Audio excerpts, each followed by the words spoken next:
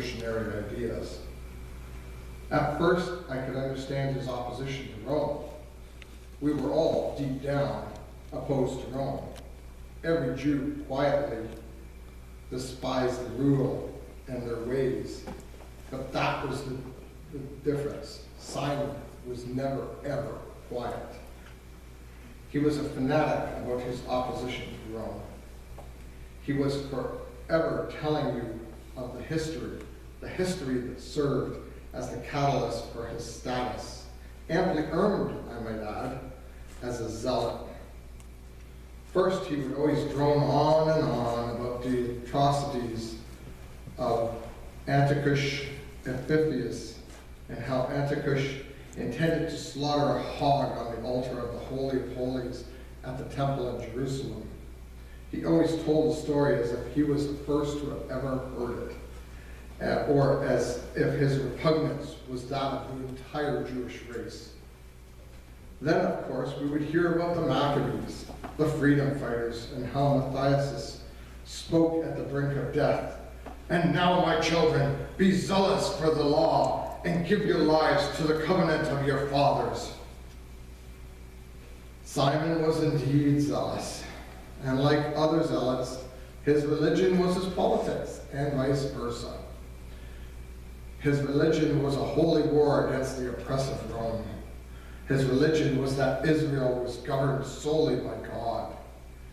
He would end this holy harangue with the saga of Masada, about the Roman general Titus, and how he was sent to Jerusalem to quell another of the myriad uprisings led by the Zealots, about how Titus went to Masada and there found the fortress built by Herod, 1,000 dead Zealots. To a man, they had taken their own lives rather than be captured by the hated Romans. Simon would say this last part with an intense earnestness and sincerity.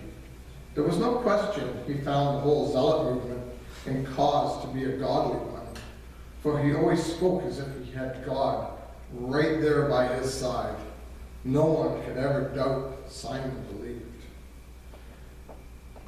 As you probably guessed by now, I was too mild, too middle of the road for my son. He never so much as called me a collaborator with Rome, but he did often tell me of the Sicarii and how these hardcore zealot assassinated any Jew thought to be someone who compromised with Roman authorities or who entered into any treaty or agreement with them. I would ask him if he was warning me, but he always said he wasn't. He just wanted to keep me informed. Oh, I was informed. We were all informed. In fact, every Jew alive was suspicious of every other Jew. We never knew when one of us would be thought to be a conspirator with Rome, or when we would be branded as a traitor to our race, to our people, to our faith. I guess I was a moderate. At least it wasn't Simon's eyes. I never took a clear-cut stand or voiced any strong objection in public, or attacked Roman rule in any substantive or significant way. I agreed with much of what he said, but I chose a different path. I chose a path I could live with, that my family could live with, that would allow me to continue to live and work in my hometown. Simon was free. He had no obligations, no responsibilities to anyone except himself. He could do and say whatever he pleased, and the only one to suffer was Simon. He wasn't a husband. He wasn't a father. He didn't really care what his own parents thought of what he did. He was free to be a fanatic. I could not travel such a reckless road as he did. I had too much to lose. Too many people counting on me to survive. It really came as no shock then when he took up with that Jesus character. I mean, talk about a fanatic, a zealot, a revolutionary, a radical. Well, he was the personification of all of that. The only thing that ever sent a ripple of surprise through me was that Simon could have a Roman tax collector as one of his close colleagues. Imagine that. Here was my son, Mr. Anti-Rome, and here he offers allegiance to someone who could so flagrantly violate the very same law to which the Zealots were supposedly so violently committed. I say I was only mildly surprised because I had learned long ago that fanatics are like the spring winds, which blow crisp and cold and then blow soft and balmy. Simon always had an explanation, and for this too he had a well-thought-out defense plan. We encountered each other one day in the hills on one of the few occasions I ever saw him alone. On that occasion, he said he now knew that the law and his anti-Roman zeal had been consumed by a wider, nobler, and more mature vision. He loved using the word mature on me. He claimed it was a vision of a kingdom, the Messianic kingdom, and that Jesus was indeed the man of whom John the Baptist preached. I told him I found it hard to comprehend how the Messiah, who was the author of the law, would somehow now decide to defy it, or that it was now suddenly okay to be a cohort with a Roman collaborator. Simon, as was always the case, when he did not know, simply said, I could never understand. He was right on that one. I never saw him again. At the end of the conversation, we just stood there and stared coldly at each other, and a black chasm existed between us. A chasm we would never cross. We never said goodbye. We just walked away from each other. He went back to him. I went back to my family and my work.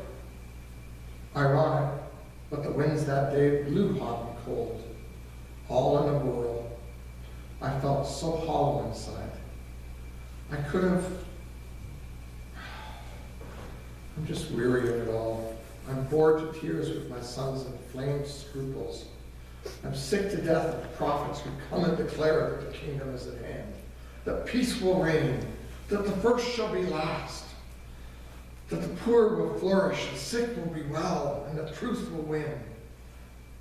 They come and they go. The poor are still poor. War, more than righteousness and justice, flows like rivers, rivers of blood and hate and tears.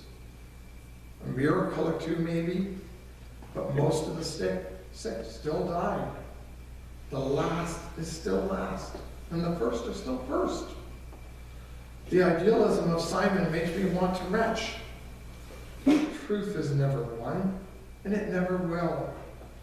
I don't believe the world was made to handle the truth, or to have the truth growing up in the midst of the stale, stinking earth. All the zealots, all the disciples, all of that faith in everything is still a silly saying. What a fitting tribute is the cross, the place where hope goes to die, the place where truth gets nailed up in anguish.